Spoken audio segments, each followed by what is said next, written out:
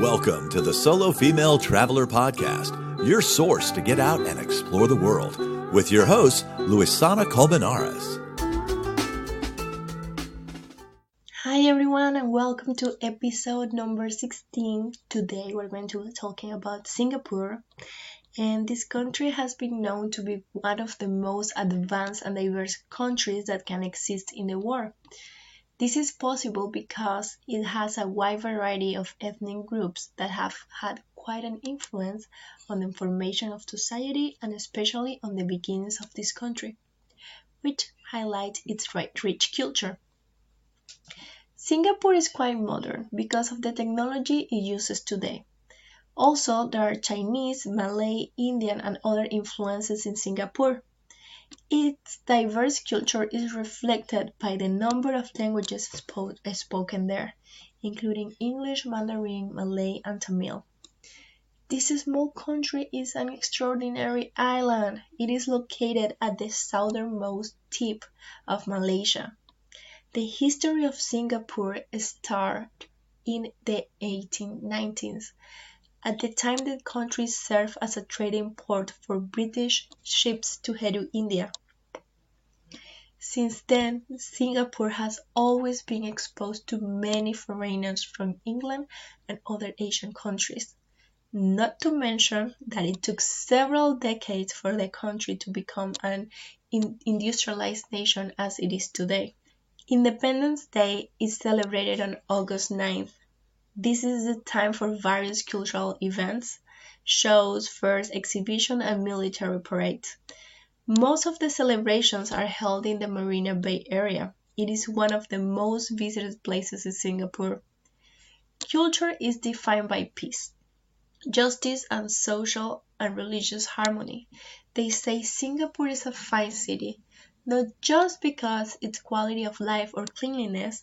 In fact, it is the security it offers to its citizens and order within the state, which is why the government has prohibited certain actions to have this order. If you like to travel to Singapore, make sure you're not breaking the law. For example, you shouldn't do this: chewing gum or wearing a hat when you cross the border, dancing on top of a table at a bar, smoking inside an establishment, speeding, throwing trash on the street, drinking alcohol and driving, being drunk in public, and taking drugs. This last point is quite serious because if you have a specific amount of medication, you might face the death penalty. When you don't follow these warnings, you might have to pay a fine or even spend some time in jail.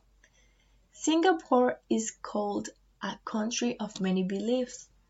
The religious culture there is quite diverse and also depends on the religious popularity of its inhabitants. Singaporeans learn about religious customs and traditions of other groups. On the list of holidays in Singapore are Christians, Muslims, and Hindus, among others. There are about 8 to 10 religions such as Christianity, Islam, Syncretism, Buddhism, Judaism, Taoism, among others. We know Singapore is a fairly small country, but this does not stop it from turning its festivities and events into interesting celebrations that will surprise any visitor. The annual calendar they use is quite interesting as it includes religious celebrations, social and cultural festivals, sport events, and carnivals. In addition, they celebrate the Chinese New Year, which this year 2020 is going to happen on January 25th. The holidays take place between the end of January and the beginning of February. This celebration is held in Chinatown, where you can enjoy various attractions, taste Chinese delicacies, and sweets. Although it is an expensive city, on the dates of June and July, they celebrate the Great Singaporean Sale, and it is one of the most popular and expected annual events. Now, about the typical food of this country, they have a great culinary variety where you can taste their combinations coming from the cultural mix that exists in this region. The most prominent influences on their meals are Chinese, Indonesian, Southern Indian, and Malay. In Singapore, there are a large number of places that you can visit and enjoy. One of them, as I mentioned before, is the resort of Marina Bay Sands. This offers a luxury high-end hotel, a shopping mall with a canal in the middle. There is also the Art Science Museum and the viewpoint of Marina Bay Sands Sky Park, where you can enjoy the view of the city. And I will be posting a picture of this view in my Instagram. Consequently, we must not forget about the botanical gardens. Due to its beauty and its importance, they receive a nomination to the World Heritage of UNESCO. And here you can enjoy 2 light shows that last 15 minutes. The first show starts at 7:45 p.m. and the next one is at 8:45 p.m. These botanical gardens preserve pieces of Singapore's wildest heritage.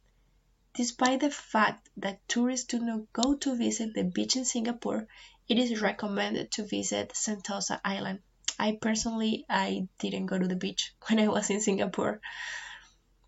And look, I know Singapore has a reputation for being a very expensive country, but believe me, you can visit many places that are free of charge, such as the Botanical Garden, the Super Tree Groves, and the Museum of Arts and Sciences. And about hosting, let me tell you that you can find hostels that start at $20 a night, and also Couchsurfing has over 1,000 active hosts in this country.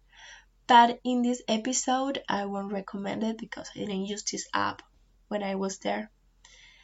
I want to finish this episode by thanking my friend Danny for helping me with the investigation.